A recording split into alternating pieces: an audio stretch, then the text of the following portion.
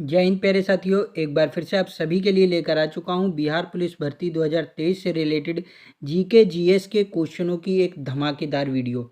दोस्तों काफ़ी दिन से मैं वीडियो नहीं ला पा रहा था क्योंकि मेरी तबीयत ख़राब थी, लेकिन अब मेरी तबीयत सही हो चुकी है और अब आपको डेली हमारे चैनल पर बिहार पुलिस भर्ती 2023 से रिलेटेड क्वेश्चनों की वीडियो डेली सुबह 7 बजे मॉर्निंग में मिलती रहेंगी।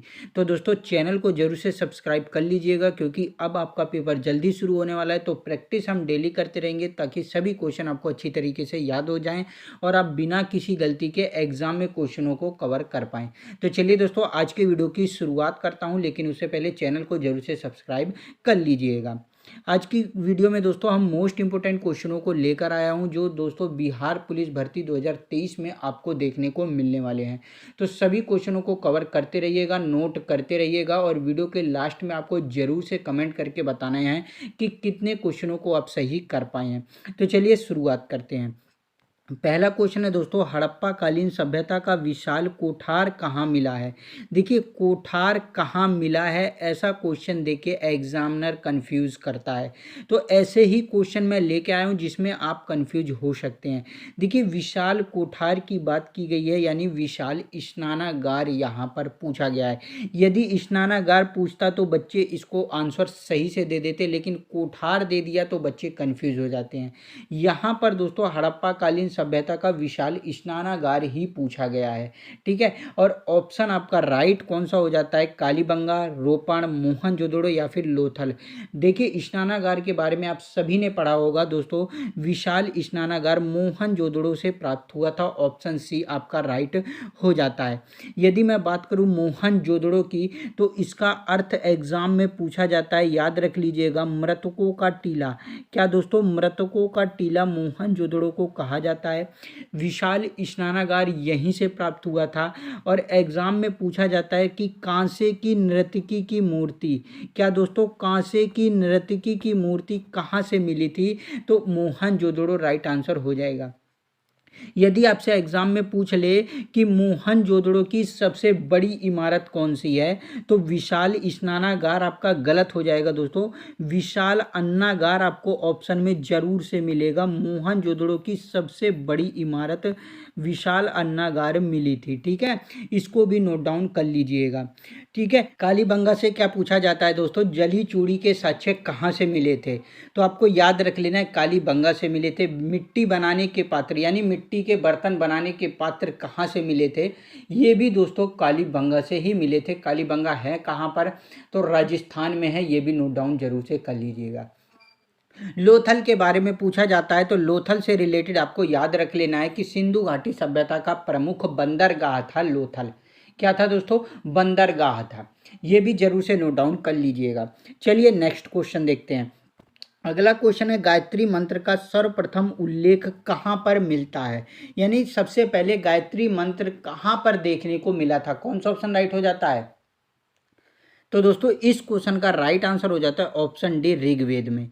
ऋग्वेद में गायत्री मंत्र का उल्लेख किया गया है। यदि आपसे मंडल पूछ ले तो याद रख लीजिएगा, ऋग्वेद के तीसरे मंडल में गायत्री मंत्र का उल्लेख किया गया है। ऋग्वेद का 7वां मंडल एग्जाम में पूछा जाता है जो 10 राग्य यज्ञ से संबंधित है। ये भी आपको जरूर से नोट डाउन कर लेना है, 10 राग्य यज्ञ से रिलेटेड है। ऋग्वेद का दोस्तों 9वां मंडल भी पूछा जाता है जो देवता सोम को उल्लेखित है। ये भी जरूर से नोट डाउन कर लीजिएगा। ऋग्वेद के 10वें मंडल में पुरुष सूक्त यानी 4 वर्ण की बात की गई है, जिसमें ब्राह्मण, क्षत्रिय, वैश्य और शूद्र को बताया गया है। तो ये भी जरूर से नोट डाउन करते चलिएगा। जो भी एग्जाम से रिलेटेड हैं सभी मैं आपको कवर कराता चलूँगा, बस अपनी कॉपी में नोट डाउन करते चलिएगा जो भी चीज़ आपको याद नहीं है। ठीक है, यदि मैं बात करूँ ऋग्वेद की तो इसमें दोस्तों 1028 सूक्तों का वर्णन किया गया है।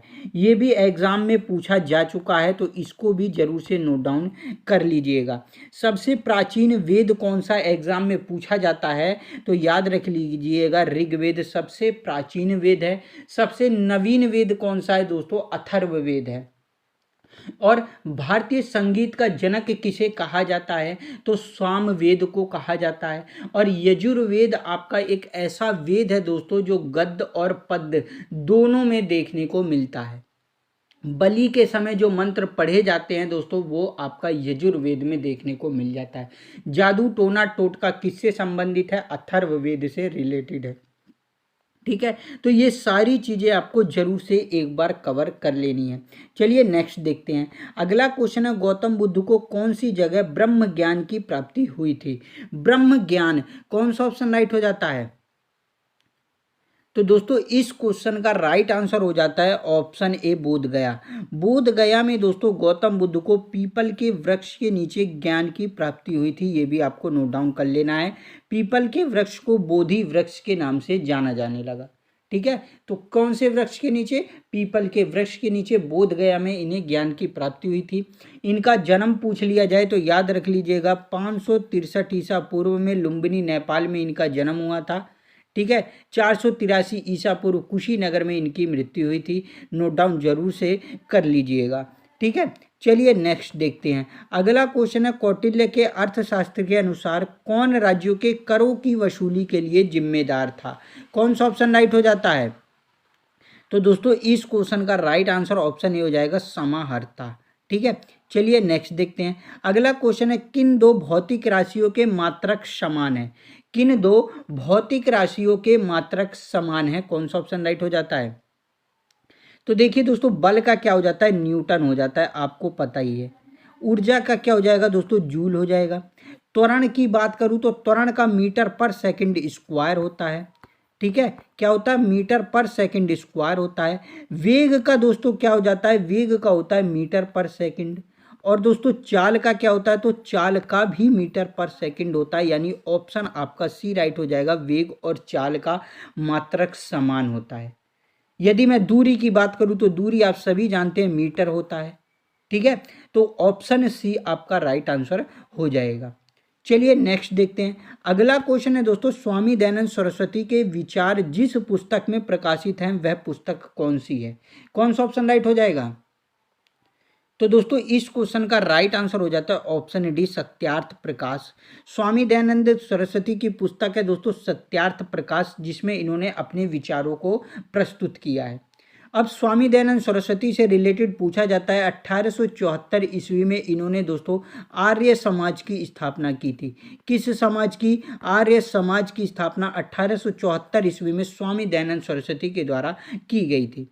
रात गुफ्तार पत्रिका है दोस्तों, ये किसकी पत्रिका है? आप सभी को कमेंट करके जरूर से बताना है। मोस्ट इंपोर्टेंट पत्रिका है दोस्तों, एग्जाम में देखने को मिल सकती है। ठीक है, तो जरूर से कमेंट करके बताइएगा कि ये किसकी पत्रिका है। चलिए नेक्स्ट देखते हैं। अगला क्वेश्चन है दोस्तों, भारत के उपराष्ट्रपति के निर्वाचक मंडल में कौन शामिल होते हैं? संसद के निर्वाचित सदस्य, संसद के दोनों सदनों के सदस्य, या फिर राज्यसभा के सदस्य, संसद तथा राज्य विधानसभाओं के सदस्य? कौन सा ऑप्शन राइट हो जाएगा? तो दोस्तों भारत के उपराष्ट्रपति की बात हुई है निर्वाचक मंडल की, तो याद रख लीजिएगा ऑप्शन ए आपका राइट हो जाता है। संसद के दोनों सदनों के निर्वाचित सदस्य दोस्तों इसमें शामिल होते हैं। चलिए नेक्स्ट देखते हैं। अगला क्वेश्चन है दोस्तों, संघ और राज्यों के मध्य विषयों के वितरण में साइबर कानून किस सूची में आते हैं? साइबर कानून किस सूची के अंतर्गत आता है? राज्य सूची, संघ सूची, समवर्ती सूची, अवशिष्ट सूची? कौन सा ऑप्शन राइट हो जाएगा? तो दोस्तों इस क्वेश्चन का राइट आंसर ऑप्शन बी हो जाएगा, राज्य सूची। राज्य सूची के अंतर्गत क्या आता है? साइबर कानून आता है। चलिए नेक्स्ट देखते हैं। अगला क्वेश्चन है दोस्तों, निम्न में से किस अम्ल के एकत्रित होने से मांसपेशियों में थकान महसूस होती है? आपको थकान सी महसूस होती है, कौन सा अम्ल एकत्रित हो जाता है? बेंजोइक अम्ल, लैक्टिक अम्ल, एसिटिक अम्ल, या फिर नाइट्रिक अम्ल? तो दोस्तों देखिए, मांसपेशियों में थकान तब होती है जब आपका ऑप्शन बी राइट हो जाएगा, लैक्टिक अम्ल एकत्रित हो जाता है, यानी लैक्टिक अम्ल इकट्ठा हो जाता है, तब मांसपेशियों में थकान सी महसूस होने लगती है, थकावट महसूस होने लगती है, याद रख लीजिएगा। चलिए नेक्स्ट देखते हैं। अगला क्वेश्चन है, पटना उच्च न्यायालय बिहार प्रांत का उच्च न्यायालय स्थापित कब किया गया था? देखिए दोस्तों, बिहार पुलिस भर्ती से रिलेटेड क्वेश्चन है, तो बिहार से भी रिलेटेड क्वेश्चन आपको एग्जाम में देखने को मिल सकते हैं। तो बिहार से भी रिलेटेड मैं क्वेश्चन हर वीडियो में लेकर आता हूं, और डेली अब दोस्तों सुबह मॉर्निंग में 7 बजे से 7:30 बजे तक हमारी वीडियो आपको चैनल पर देखने को मिल जाएगी। तो चैनल को जरूर से सब्सक्राइब कर लीजिएगा, नोटिफिकेशन बेल को ऑल पर सेट कर लीजिएगा, और वीडियो अगर आपको अच्छी लग रही है तो वीडियो को एक लाइक जरूर से कर दीजिएगा। और जो भी आपके भाई बिहार पुलिस भर्ती की तैयारी कर रहे हैं उनको वीडियो शेयर जरूर से कर दीजिएगा, ठीक है। अब पटना उच्च न्यायालय की कहां पर स्थापना हुई थी, कब हुई थी, कौन सा ऑप्शन राइट हो जाता है? देखिए, पटना उच्च न्यायालय की स्थापना की बात की जाए तो ऑप्शन आपका बी राइट हो जाएगा। 3 फरवरी 1916 में दोस्तों पटना उच्च न्यायालय की स्थापना की गई थी, याद रख लीजिएगा। चलिए नेक्स्ट देखते हैं। अगला क्वेश्चन है, कुतुबुद्दीन ऐबक का उत्तराधिकारी कौन था? देखिए, इस क्वेश्चन को काफी सारे बच्चे गलत कर देते हैं। कुतुबुद्दीन ऐबक का उत्तराधिकारी कौन सा ऑप्शन राइट हो जाएगा? तो दोस्तों, इस क्वेश्चन का राइट आंसर बच्चे इल्तुतमिश बताते हैं। आपको गूगल में आप सर्च करेंगे तो भी आपको इल्तुतमिश देखने को मिल जाएगा, लेकिन काफ़ी सारी पुस्तकों में बताया गया है जब कुतुबुद्दीन ऐबक की मृत्यु हुई थी उसके बाद गद्दी पर कौन बैठा था दोस्तों? आराम शाह बैठा था। ऑप्शन ए आपका राइट हो जाएगा। लेकिन आराम शाह दोस्तों केवल 8 महीने तक ही इसने शासन किया। इसकी मृत्यु किसने कर दी? इल्तुतमिश ने कर दी, और 1211 ईस्वी में इल्तुतमिश गद्दी पर बैठ गया। इल्तुतमिश को दोस्तों दिल्ली सल्तनत काल का वास्तविक संस्थापक माना जाता है। क्यों माना जाता है? क्योंकि इसने ही राजधानी दोस्तों दिल्ली बनाई थी, ठीक है। कुतुबुद्दीन ऐबक पहले आ गया था, लेकिन कुतुबुद्दीन ऐबक ने राजधानी दिल्ली नहीं बनाई थी। जब इल्तुतमिश गद्दी पर बैठा तो इसने अपनी राजधानी दिल्ली बना दी। इसीलिए दोस्तों दिल्ली सल्तनत काल का वास्तविक संस्थापक इल्तुतमिश को माना जाता है, और 1211 ईस्वी में दोस्तों यह दिल्ली की गद्दी पर बैठा था, ठीक है। दिल्ली सल्तनत काल शुरू कब हुआ था दोस्तों? 1206 ईस्वी से दोस्तों यह शुरू हुआ था, याद रख लीजिएगा, और 1526 ईस्वी में जाकर ख़त्म हुआ था जब पानीपत का युद्ध लड़ा गया था। उसके बाद दोस्तों क्या हुआ था? दिल्ली सल्तनत काल ख़त्म हो गया था। अंतिम वंश कौन सा था? लोधी वंश था। और शुरुआत किस वंश ने की? गुलाम वंश ने की। गुलाम वंश इसे क्यों कहा गया? क्योंकि दोस्तों कुतुबुद्दीन ऐबक मुहम्मद गौरी का गुलाम था, ठीक है। तो इसीलिए दोस्तों इसे गुलाम वंश माना जाता है। ये भी जरूर से आपको नोट डाउन कर लेना है, ठीक है। एग्जाम में दोस्तों वंश भी पूछे जाते हैं, कौन सा वंश कब से कब तक चला, तो ये भी आपको जरूर से कवर कर लेना है। यदि आपको नहीं याद है, आपके पास नोट नहीं है, तो आप मेरे को बता दीजिएगा। नेक्स्ट वीडियो में आप सभी के लिए मैं लेकर आ जाऊंगा, ठीक है। चलिए नेक्स्ट क्वेश्चन देखते हैं। अगला क्वेश्चन है, निम्न में से किसने प्राकृतिक अधिकारों के सिद्धांत का प्रतिपादन किया है?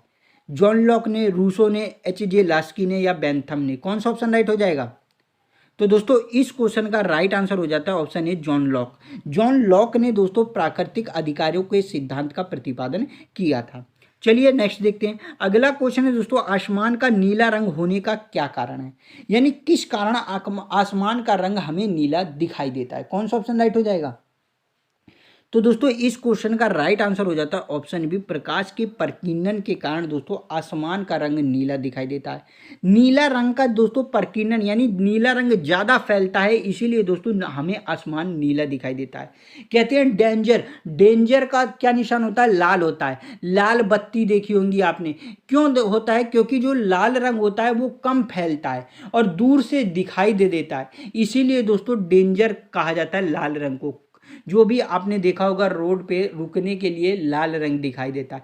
क्यों दिखाई देता है? क्योंकि इसका प्रकीर्णन कम होता है, मतलब ये कम फैलता है और दूर से दिखाई दे देता है, ठीक है। तो ये भी आपको नोट डाउन जरूर से कर लेना है। चलिए नेक्स्ट देखते हैं, इंग्लैंड में किस वर्ष ग्लोरियस रेवोल्यूशन हुआ था? देखिए ग्लोरियस रेवोल्यूशन यहाँ पर दे दिया है, कई बार एग्जाम में आपको गौरवपूर्ण क्रांति भी दे देगा, तो कंफ्यूज मत होइएगा। चाहे गौरवपूर्ण क्रांति हो चाहे ग्लोरियस रेवोल्यूशन हो, दोनों दोस्तों एक ही चीज़ है, ठीक है। कब हुआ था दोस्तों? ये तो 1688, ऑप्शन सी आपका राइट हो जाता है। यह क्या था? यह एक धार्मिक क्रांति थी जिसे दोस्तों ग्लोरियस रेवोल्यूशन कहा गया, यानी गौरवपूर्ण क्रांति कहा गया, धर्म से रिलेटेड था, ठीक है। तो नोट डाउन जरूर से कर लीजिएगा। चलिए नेक्स्ट देखते हैं। अगला क्वेश्चन है, भारत के प्रथम उप प्रधानमंत्री कौन थे? देखिए इस क्वेश्चन को लाने का मेरा मकसद ये था कि बच्चे आसान क्वेश्चनों को कवर करते ही नहीं है और एग्जाम में आसान क्वेश्चन भी देखने को मिल जाते हैं, जिसकी वजह से गलतियां हो जाती हैं। तो आसान क्वेश्चन भी आपको एग्जाम में देखने को मिलेंगे, हार्ड क्वेश्चन भी देखने को मिलेंगे। तो आसान क्वेश्चनों को भी आपको कवर करके जाना है, क्योंकि एग्जाम में कुछ भी पूछा जा सकता है। ठीक है, यदि मैं बात करूं कि भारत के प्रथम उप प्रधानमंत्री कौन थे, तो ऑप्शन आपका सी राइट हो जाएगा, सरदार वल्लभ भाई पटेल जी भारत के प्रथम उप प्रधानमंत्री हुए हैं। 15 अगस्त दोस्तों 1947 ईस्वी से दोस्तों यह कब से कब तक थे, तो 15 दिसंबर 1950 ईस्वी तक ये भारत के उप प्रधानमंत्री थे, सरदार वल्लभ भाई पटेल। इन्हें सरदार की उपाधि कब दी गई थी, तो बारदोली सत्याग्रह एक आंदोलन शुरू किया गया था, जिसमें दोस्तों जो बारदोली सत्याग्रह की महिलाएं थी, उन्होंने दोस्तों सरदार वल्लभ भाई पटेल जी को सरदार की उपाधि दी थी। ठीक है, याद रखिएगा 31 अक्टूबर एग्जाम में पूछा जाता है। 31 अक्टूबर इन्हीं का दोस्तों जन्म दिवस है और इन्हीं के जन्म दिवस को एकता दिवस के रूप में मनाया जाता है। ठीक है, सबसे ऊंची मूर्ति कहाँ पर है, गुजरात में नर्मदा नदी के तट पर। ये सब चीज़ें आपको जरूर से कवर कर लेनी है। ठीक है, चलिए नेक्स्ट देखते हैं। अगला क्वेश्चन है दोस्तों आपका, चतुर्थ बौद्ध सम्मेलन किसके शासनकाल में हुआ था। चतुर्थ बौद्ध सम्मेलन, कौन सा ऑप्शन राइट हो जाता है।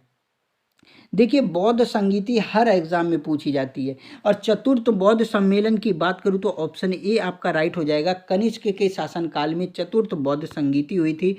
याद रखिएगा, मैं चारों आपको बता देता हूँ। पहली बौद्ध संगीति दोस्तों अजात शत्रु के शासनकाल में हुई थी, अजात शत्रु ने करवाई थी।